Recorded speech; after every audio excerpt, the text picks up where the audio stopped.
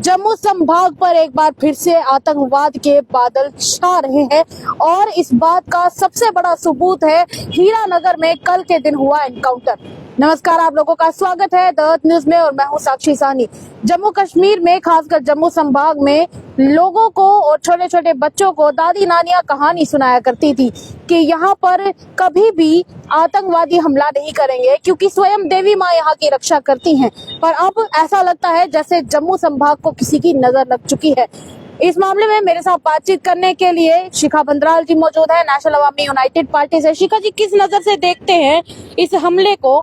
और दूसरी तरफ हैरान कर देने वाली बात यह है कि अभी तक इन सभी आतंकवादियों को पकड़ा तक नहीं गया है। देखिए, कल जो हीरानगर में एनकाउंटर हुआ है वो पूरी तरह से इंटेलिजेंस फेलियर है। इसके ऊपर मैं यही कहना चाहूंगी कि इस मुठभेड़ में अभी सबसे बड़ी चौंकाने वाली बात यह है कि जितने आतंकवादी 5 आतंकवादियों की बात हो रही है, लेकिन अभी तक वो पकड़े नहीं गए हैं। तो सबसे बड़ी बात है कि हमारा इंटेलिजेंस एजेंसीज जो है वो कहीं ना कहीं फेल हो चुकी हैं। और साथ ही साथ एसडी प्रशासन की अगर हम बात करें तो एसडी प्रशासन क्या कर रहा है? एसडी प्रशासन की तरफ से अभी तक इसके ऊपर कोई बयान नहीं आया। हमारे एसडी मनोज सिन्हा जी ने अभी तक इसके ऊपर कोई कार्रवाई के ऊपर कोई बयान नहीं दिया है कि हम इसके ऊपर कैसे कार्रवाई करेंगे। तो सबसे बड़ी बात है कि कठुआ में आए दिन ऐसे हमले होते आए हैं। अभी पिछले दिनों जो 3 लोग संदिग्ध मामले में जिनकी मौत हुई थी, उनके ऊपर भी अभी तक देखा जाए तो उस मसले का हल नहीं हुआ है। उस केस के ऊपर कोई अभी तक पहचान नहीं हुई है कि वो किसके द्वारा हुआ। टेररिज्म अटैक तो इन्होंने दे दिया, लेकिन बात यही है कि ये कहीं ना कहीं फेल ही हो रहे हैं। साथ ही साथ उसके बाद अगर हम बात की जाए तो कठुआ में आए दिन हमले हो रहे हैं। कठुआ को अब टारगेट किया जा रहा है। इंटरनेशनल बॉर्डर में कितनी पेट्रोलिंग होगी, कितनी सिक्योरिटी होगी, लेकिन उसके बावजूद वहां पे लूप होल्स हैं। वहां पे आतंकवादी कैसे घुसपैठ कर सकते हैं?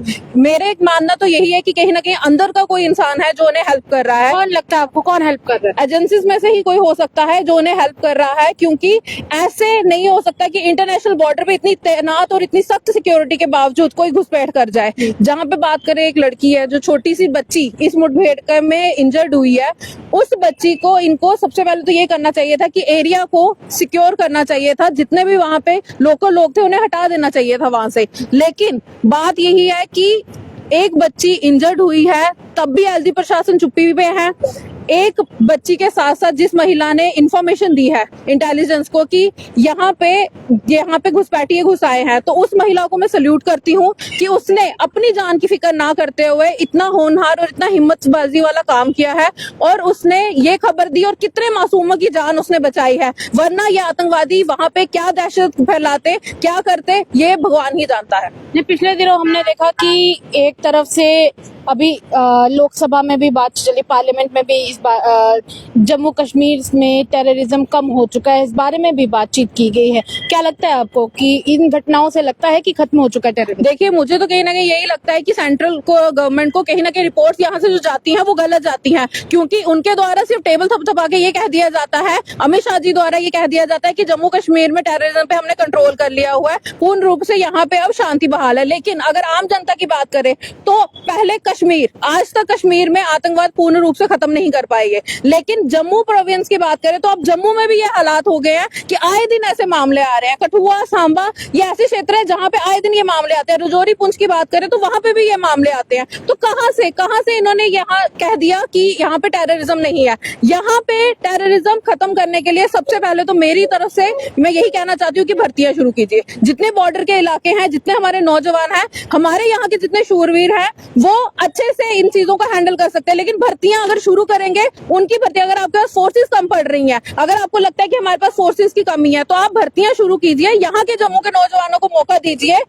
अगर यहाँ के नौजवानों को मौका दिया जाएगा तो मुझे यही लगता है कि भर्तियों के साथ साथ यहाँ पे पूर्ण रूप से टेररिज्म के ऊपर कंट्रोल पाया जाएगा। अच्छा, आज कई सारे भारतीय जनता पार्टी के विधायकों से भी बातचीत की गई है। उन सबका भी कहना है कि हम इसको पूरे तरीके से कंडेम करते हैं और हमें ऐसा लगता है कि जहां पिछले दिनों सदन में बातचीत की जा रही थी कि पाकिस्तान के साथ बातचीत की जानी चाहिए, शांति बहाल करने के लिए, क्या पता बातचीत से कोई सोल्यूशन निकल आए। क्या लगता है आपको, क्या सोचती हैं? देखिए, मैं यही कहना चाहती हूँ कि जो लोग ये बात करते हैं कि पाकिस्तान के साथ बातचीत करके आना चाहिए, तो सबसे बड़ी बात यही है कि उन्हें पाकिस्तान भेज दीजिए। उन्हें पाकिस्तान भेज दीजिए। क्यों? क्योंकि ये पाकिस्तान की हिमायत करते हैं, इंडिया में रहते हैं, जम्मू कश्मीर के होते हुए खाना यहाँ पे, रहना यहाँ पे, पूरी सहूलतें यहाँ की चाहिए, लेकिन बात ये पाकिस्तान की करेंगे, पाकिस्तान की बात बहाल करेंगे। तो सबसे पहले तो इनकी सिक्योरिटी जो है उसे ले लेना चाहिए वापस, और इन्हें पाकिस्तान ही भेज देना चाहिए, क्योंकि ये आज भी पाकिस्तान के नुमाइंदे बन के घूम रहे हैं। अगर इनके ऊपर सख्ती से कार्रवाई होगी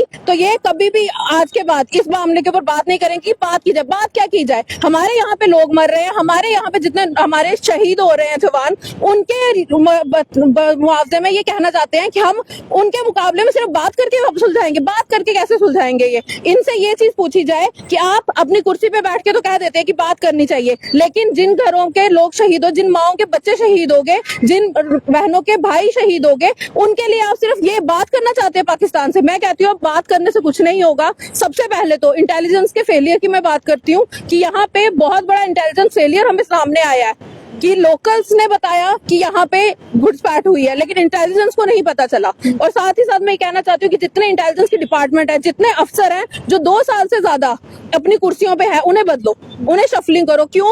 क्योंकि हमारे यहाँ पे जो डिपार्टमेंट के अंदर के लोग हैं वही कहीं ना कहीं मिले हुए हैं, तभी ये घुसपैठ हो रही है, तभी यहाँ पे आए दिन हमें आतंकवादी हमले देखने को मिलते हैं। ऐसा कैसे हो सकता है कि इतनी सिक्योरिटी के बावजूद इतने लूप होल्स हैं? कठुआ से ही आए दिन हमें खबर मिलती है, रजौरी पुंछ से आए दिन हमें खबर मिलती है कि आतंकवादियों ने घुसपैठ की है, और कितने हमारे जवान जो है अब तक शहीद हो चुके हैं। तो मैं यही कहना चाहती हूँ कि यहाँ पे शफलिंग होनी चाहिए। और एलजी से मैं यही कहना चाहती हूँ कि आप कर क्या रहे हैं? आप जब से आए हैं तब से कश्मीर के साथ साथ जम्मू में आपने आतंकवाद का घर बना दिया, आतंकवाद को आपने यहाँ पे बढ़ावा दिलवा दिया। आपकी सबसे बड़ा फेलियर आपका ये है कि जितनी फोर्सेस हैं, आप यहाँ तो उनको नाकाम हो गए पूर्ण रूप से करने के लिए कि टेररिज्म रोका जाए। और साथ ही साथ मैं ये कहना चाहती हूँ कि हमारे अमित शाह जी जो है होम मिनिस्टर है, उनके बारे में मैं यही कहना चाहती हूँ कि आप पूर्ण रूप से एक फैसला लीजिए कि यहाँ पे जितने अफसर हैं जो 2 साल से ऊपर अपनी कुर्सी पे हैं, उन्हें बदलिए। और यहाँ पे पूरे भारत से जितने इंटेलिजेंट अफसर हैं जो सख्ती से इसके खिलाफ एक्शन ले सके, उन्हें यहाँ पे नियुक्त कीजिए, ताकि टेररिज्म को यहाँ पे पूर्ण रूप से खत्म किया जाए और जम्मू कश्मीर की शांति जो है पूर्ण रूप से बनी रहे। वरना आए दिन हमें आज तक जो ये देखते आए हालात, ये बद से बदतर होते जाएंगे। शुक्रिया बातचीत करने के लिए। ये थे मेरे साथ शिखा बंदराल नेशनल अवामी यूनाइटेड पार्टी से, और इन्होंने कई तरह के सवाल उठाए हैं। एक तो इनका कहना है कि इंटेलिजेंस सिस्टम हीरानगर में फेल हो चुका था, जिसका साफ साफ सबूत ये है कि वहां के लोकल्स के इन्फॉर्म करने पर पता चलता है कि वहां आतंकवादी छुपे हुए थे। अगर किसी लोकल ने इन्फॉर्म नहीं किया होता तो शायद वो आतंकवादी कई लोगों को अपना शिकार बना चुके होते।